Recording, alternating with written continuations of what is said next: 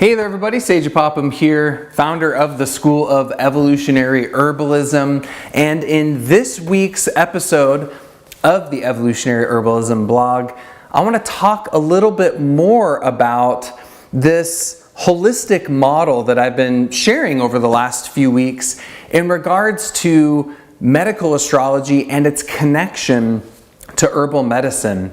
Last week's episode, I was talking about the way that we can use astrology to look at a person and see the connection between what's going on in their body and their mind and emotions and their spiritual development. And this week, I kind of want to flip it and orient this around plants, right? Not a lot of people are aware that astrology was one of the oldest systems of classification used in Western herbalism, right? That this was one of the ways that plants were seen as having their medicinal and therapeutic properties, that they understood their remedies based on whether it's connected to Mars or to Venus or to Jupiter or to Saturn, as a way of understanding the essence of a plant. And as I've been sharing over the last few weeks, the thing about the astrology is that it is this really holistic system, right? In the way that it sees not just the whole plant or the whole person, but their connection to the whole cosmos, right? To the wholeness of nature. It's really the most holistic model that I can comprehend, because it's looking at the wholeness of life itself and the connections between the various expressions of life. And so in a similar way that we can look at a person on that threefold level, the way last week I was talking about in alchemy, they say that everything in nature is composed of these three philosophical principles of sulfur, mercury, and salt, which relates to the soul, the spirit, and body, respectively, of anything, right? But this also applies to plants. So when we're looking at a medicinal plant, or really any plant, we see that there is a sulfur, a mercury, and a salt within the plant. A soul, a spirit, and a body of the plant. And when we're looking at through this alchemical lens, they say that there's, three very specific physical expressions of those three principles. Say the sulfur is the essential oils of the plant, the most volatile part of the plant. The mercury, or the spirit of the plant, is the alcohol and water soluble chemistry of the plant, the intelligence, the mind of the plant.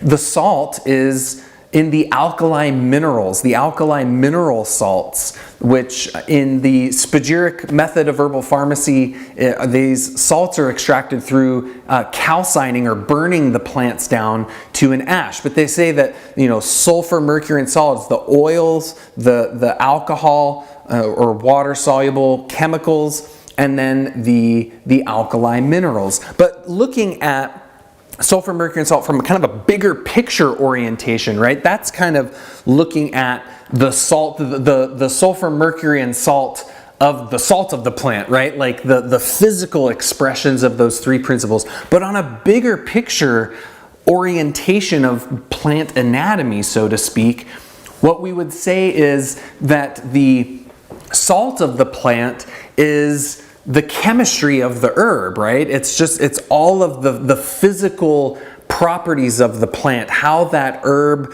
is structured and its morphology and all the physical things about it, right? We would understand from a perspective of herbalism, it's looking at the physical properties of the herb and really looking at the chemistry of the plant.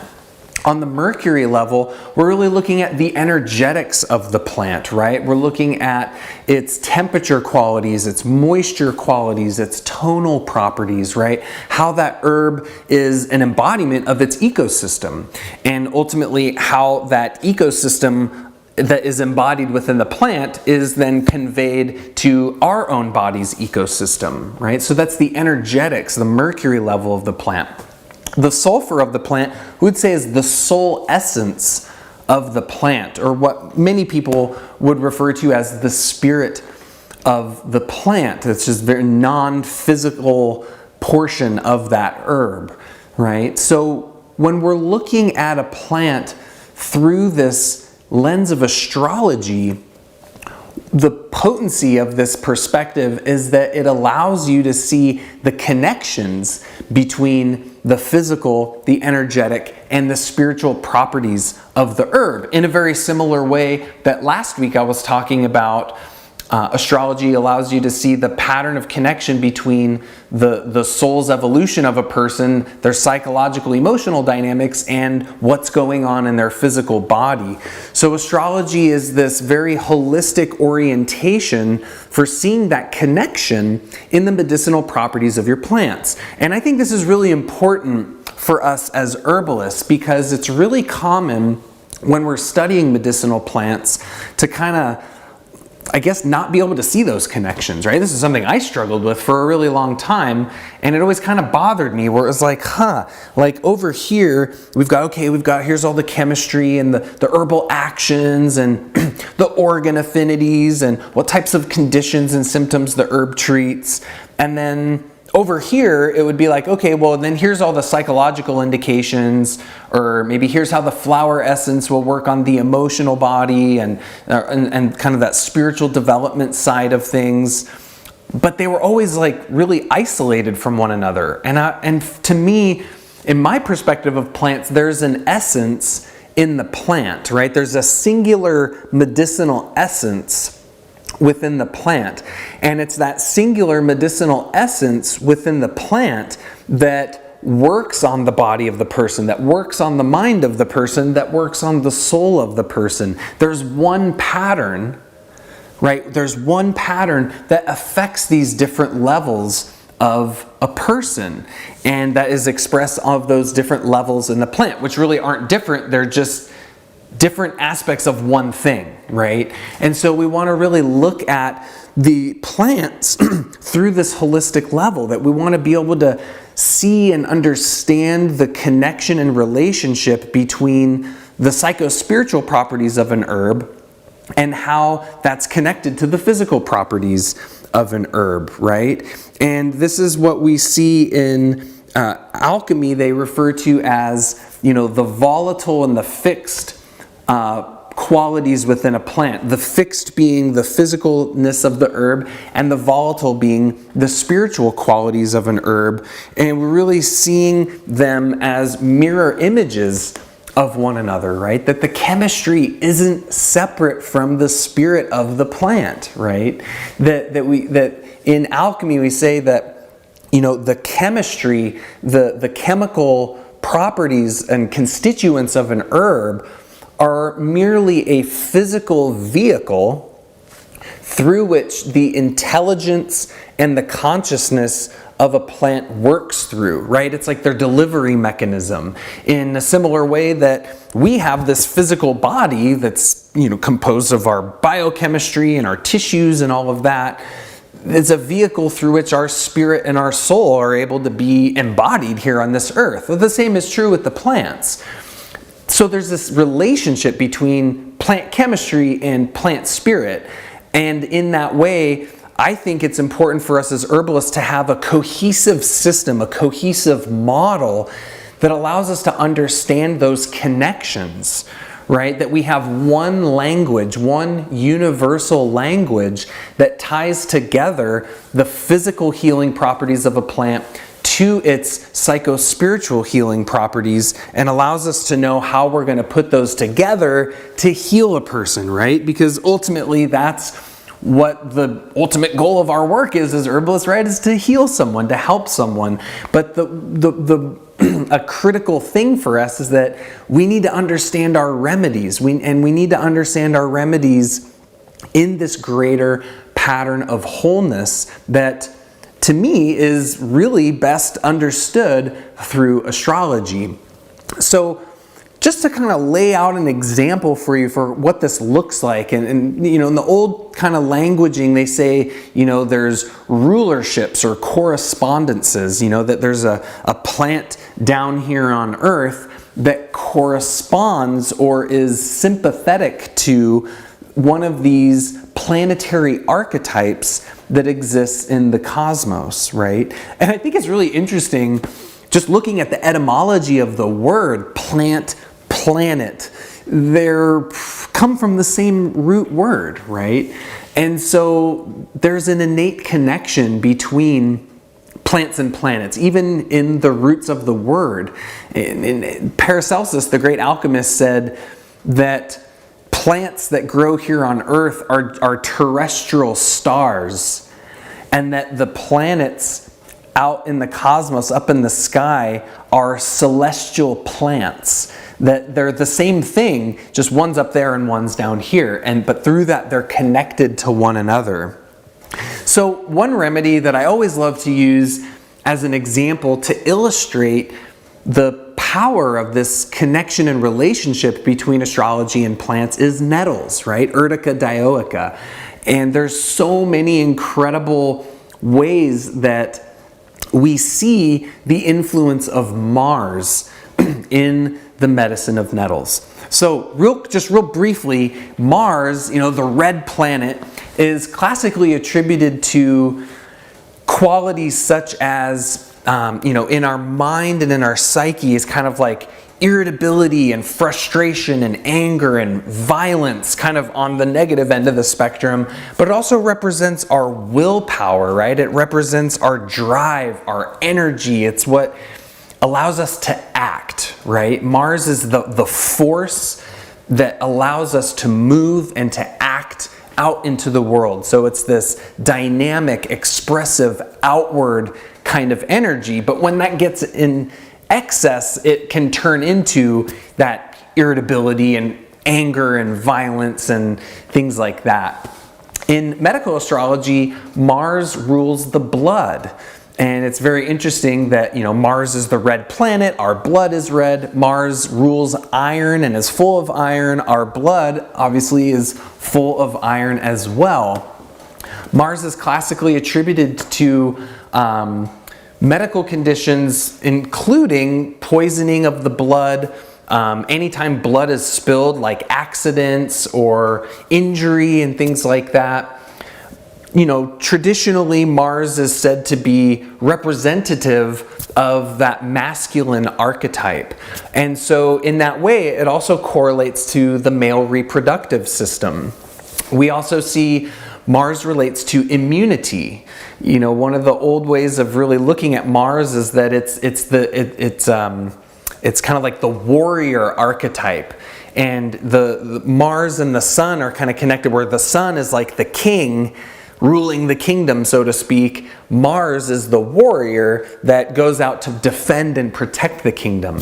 In a similar way that our immune system is designed to protect our body from pathogens, from foreign invasion, so to speak.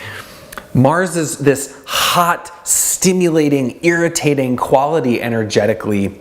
And this is where we also see its association with inflammation and irritation of the tissues. These hypersensitivities, patterns of heat are very much so associated with Mars. So those are just to kind of paint the picture of some of the dynamics of this planet.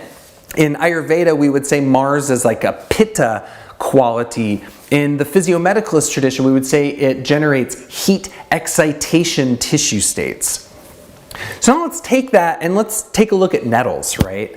So for those of you familiar with nettles, we know that it's intense, right? I mean, the nettles has a very intense physical appearance to it, right? Just the way it's studded with these formic acid crystals that are really sharp and needle-like. Nettles is all about sharpness. It's penetrating and it's sharp, right? And the edges of the leaves are very serrated, right? Almost like a serrated knife. And it has this very intense appearance to it. And then, you touch the nettles and what happens? You get this sharp, hot, irritated, burning rash, right? It gets really red and irritated and intense feeling, right? Those are all Mars correlations.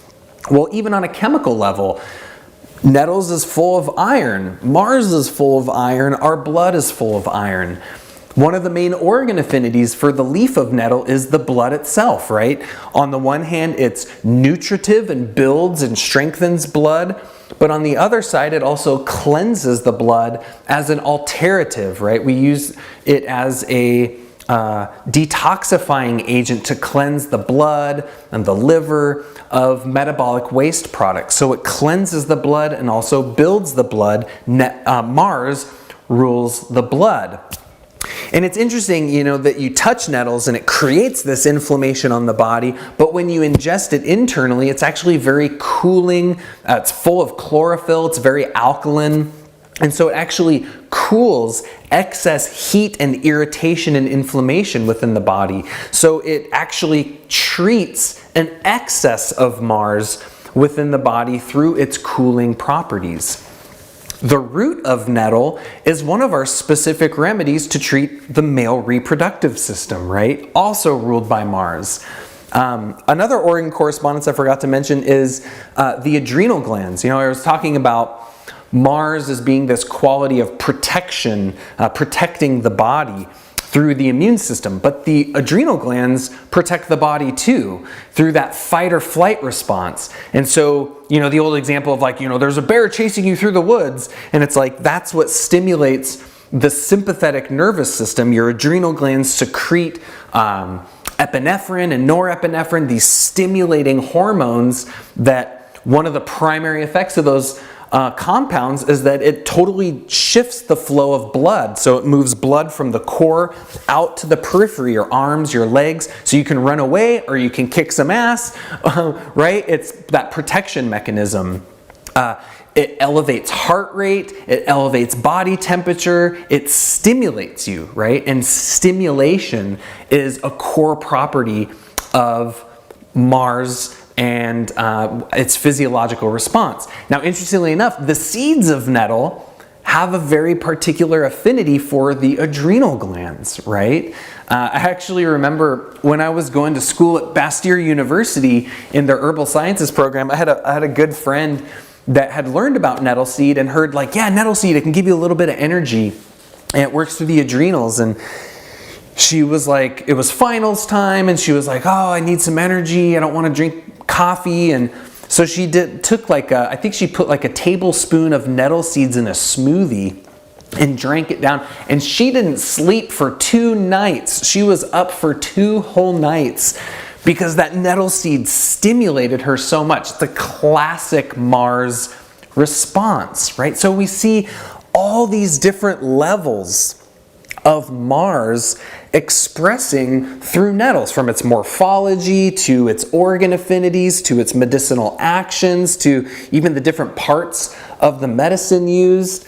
That Mars captures the essence of the plant, right? And that's the thing that I really want to relay to you here, is that it's really common as herbalists to get super overwhelmed studying plants, right? There's a lot to learn. It's all these actions and energetics and organ affinities and their properties and their botany and their chemistry and how do you extract them and what's their dosage, and it's a lot. It's a lot. And to be perfectly transparent, I actually had a really difficult time learning about plants when I first got into herbalism. It was in one ear, out the other. For some reason, I couldn't remember what these plants did. And it wasn't until I was able to see patterns in the plants, right?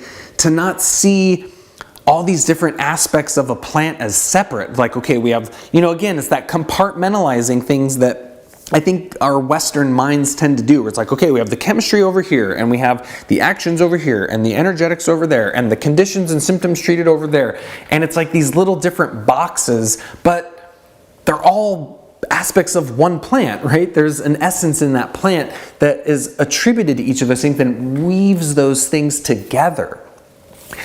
And what the astrology does is it enables you to have a system, an overarching blueprint or framework that each and every property and quality and characteristic of a plant is associated with typically a singular planetary ruler or correspondence. And so when you have the ability to see that pattern in a plant through, again, its morphology and its properties and how it works in the body and its energetics and the conditions it treats, when you can see that pattern and you understand kind of the fundamental qualities and characteristics of the planets, usually you can see that there's a primary planetary archetype that is woven through and stitched into the fabric, the warp and weft of every aspect of that herb. And when you can understand a plant in that way, you really have a much deeper level of connection and relationship and knowledge of that herb. And that really ultimately leads to you being able to administer it to someone much more effectively and much more efficiently. And again, I was talking about nettles there and really looking at all the physical qualities of it. But the thing I didn't mention is that nettles is also really specific for people that tend towards, it's like they've got a short fuse. They're, we have this phrase, they're easily nettled, right? That the smallest thing can trigger this kind of exaggerated response, typically of irritation, frustration, anger. The nettles person typically feels on edge, right? That's like the slightest, you just barely graze them and they're gonna sting you, right? And that's the archetype of the nettles person. It's like they've got this Mars excess pattern in their body with too much heat and inflammation and irritation, but also in the mind. But what medical astrology shows us is that if someone has an imbalance like that, it really ultimately it's Mars trying to get their attention of like, hey, you need to take my energy, my influence, and express it in a healthier way. Maybe that person had some sort of trauma associated with violence, or maybe they have a hard time with their willpower and their energy, or maybe they need to find a greater purpose that's worth fighting for. That's one way I always like to describe Mars, is that Mars needs a greater purpose, the sun, right? It needs a greater guidance from the sun in order to have something to protect, to defend, to fight for, something that gets you out of bed in the morning and gives you that energy to live for, right? And if we don't have that, oftentimes that Mars force is that energy needs to get channeled, right? And that's usually with an excess of Mars. Sometimes people have a problem with a deficiency of Mars. They're weak and tired and lethargic and they can't get out of bed and they're just, they don't have any of that energy, that vitality, that strength, right? So these are some of the ways that the astrological tool can help you to understand your plants more holistically, right? And to be able to see that connection between their physical, their energetic, and their spiritual properties, so that you can use the whole plant to heal the whole person. And that is why I think medical astrology is awesome, and I think it's one of the most beautiful, amazing tools that we can have in our toolkit as herbalists to understand the essence of the remedies that we love. So thanks so much for tuning in to this episode of the Evolutionary Herbalism blog. If you're watching this or listening to this anywhere but our website, head on over to evolutionaryherbalism.com. We've got lots of free training and videos and downloads there for you, so check it out. If you are not subscribed to our podcast, The Plant Path, be sure to check it out on iTunes or Stitcher, YouTube, Instagram, Facebook, all the different ways that you can follow our work and stay up to speed with our free teachings that we offer and our more in-depth training programs. So thanks so much for tuning in. I really appreciate you being here with me. Drop me a comment below. Let me know what your thoughts are on this connection between astrology and herbal medicine and how it can help you as an herbalist. So until the next episode, thanks so much for tuning in. Take care and be well.